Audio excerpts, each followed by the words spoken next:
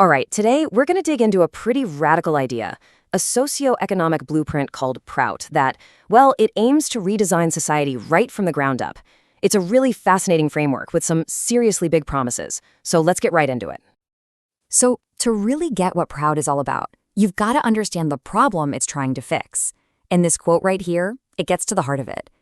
The core issue, as PROUT sees it, is the systemic economic exploitation, where the success of one group is literally built on draining the lifeblood of another.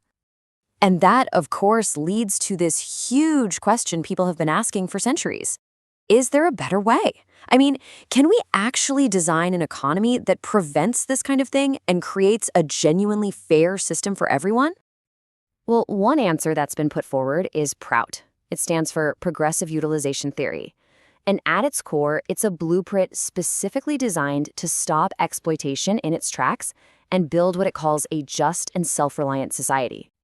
Oh, and by the way, it's pronounced PROUT, just so we're all on the same page. Okay, so how on earth does PROUT plan to pull off such an ambitious goal? The whole thing is built on these 6 core pillars. Think of them as the blueprint. We're going to walk through each one, starting with the economic stuff, then moving to cultural empowerment, and finally wrapping up with practical, on-the-ground solutions. All right, let's dive into pillar number 1. You see, for PROUT, everything starts with economic sovereignty, and that begins with a job.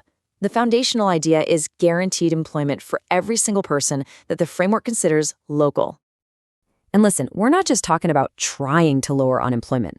PROUT sets the bar at a guaranteed 100% employment. And the source material is really clear on this. This is not about welfare. It's about ensuring everyone has the minimum necessities, food, clothing, housing, education, and that they get them through meaningful work. So you might be wondering, how is that even possible? Well, PROUT lays out this 2-part strategy. In the short term, the plan is to immediately fire up labor-intensive industries, get everybody working, and meet the community's most urgent needs. But that's just the start. The long-term plan is to build up more advanced, capital-intensive industries. The goal there? To boost overall productivity so much that eventually working hours could actually be reduced for everybody. Okay, so that brings us to the next 2 pillars, which really work hand in hand. They're all about creating a self-sustaining, local-first economy. The whole idea is to use what you have right there in your backyard and to support your own local industries. So why this intense focus on using local raw materials? Well, the source lays out a few big reasons. For one, it just makes things cheaper to produce. It also creates wealthy local producers instead of sending that money elsewhere. And you get a secure, reliable supply chain. But maybe most importantly, it stops outsiders from controlling a region's own resources.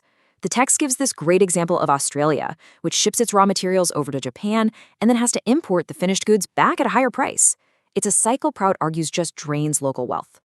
So it just makes sense, right? If you're building up industries using local stuff, the next logical step is to support those industries. Pillar 3 is super straightforward.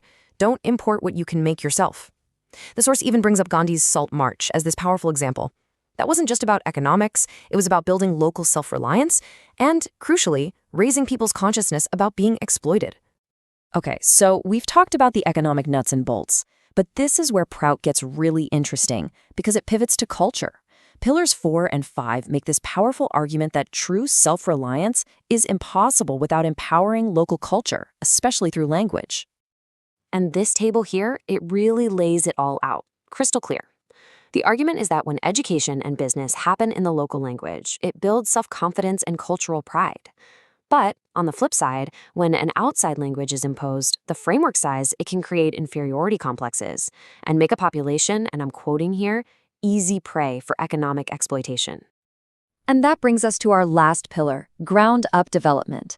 This is kind of the boots-on-the-ground part of the framework. It's all about being flexible and practical and tailoring solutions to a community's very specific, real-world problems. So what does that actually look like? Well, it's about being pragmatic. The source points out that for a place like post-war Germany or Korea, the biggest need might be political unification. But for another region, it could be as simple as building roads to connect all those new industries. Or for a farming community, maybe it's small-scale irrigation projects. The point is, there's no one-size-fits-all answer here. All right, so let's zoom out and look at the big picture. When you put all 6 pillars together, the full vision of PROUT really snaps into focus. It's this incredibly comprehensive framework that wants to fight both economic and cultural exploitation. It does that by guaranteeing jobs, building self-reliant local economies, empowering local culture, and ultimately trying to create a more just society from the bottom up. And all of this really leaves us with a huge, critical question, especially today. In our deeply interconnected, globalized world, what is the right balance between this ideal of local self-reliance and the reality of global connection?